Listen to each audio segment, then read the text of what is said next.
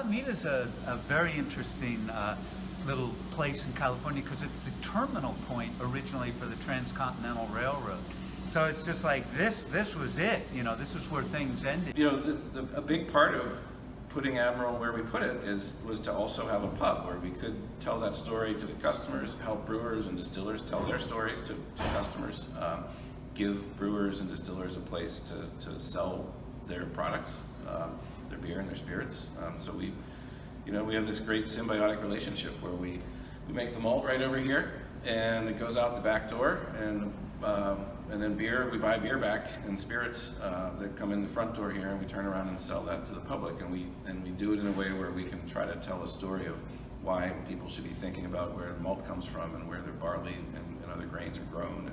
And this is where all those dots get connected. With respect to our barley, and that is really the key component, I say, that we have different here, is unique. It's developed by UC Davis in University of California at Davis. All of our farmers, for the barley, we either grow it no-till agriculture or certified organic. It's not just produce a healthier crop, but its primary benefit in today's world, for us, we think, is carbon sequestration. Also, we floor malt, and that is a very ancient traditional process that, again, because of the microbiome that it's going to create on the germinating barley, is going to have little contributions to flavor that are going to be teased out by the kiln later on in the process, such that floor malting absolutely has a flavor impact on your finished malt. The differences and the nuances are subtle, and we're still learning about what makes some of those things different. But there are people talk about and experience the increased complexity and flavor and aroma that can come from floor malted grain. And no matter what you're brewing, even if you're adding a lot of other things, a big hop charge and different kinds of mixed culture fermentations and whatever, this is still the foundation of beer, and all those other flavors sit atop that foundation and are to some degree or another dependent upon it. And so to me, even if the differences are subtle, they're still there. In our kilning procedure, we can get our malt to our consumers pretty quickly, and so we have a freshly kilned, and that's what a lot of small maltsters can do.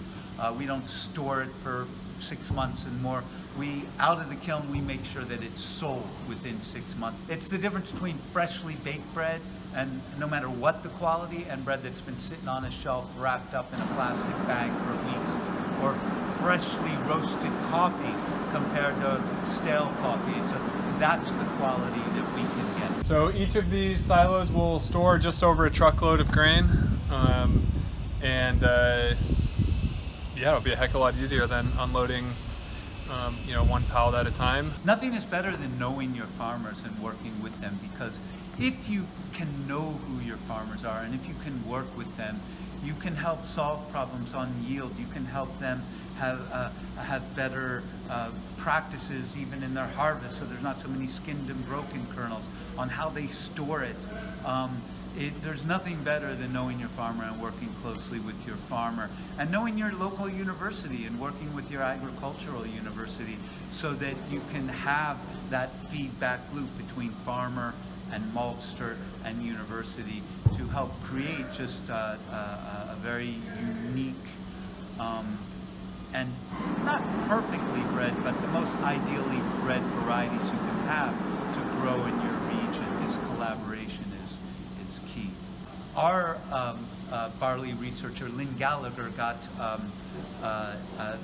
some lines of the full pint that Pat Hayes had developed up there, and he bred it with basically, it was crossbred and for some disease resistance, because in the Sacramento Valley, in the Central Valley, the diseases we need resistance to are some viruses such as yellow dwarf virus and other fungi such as striped rust.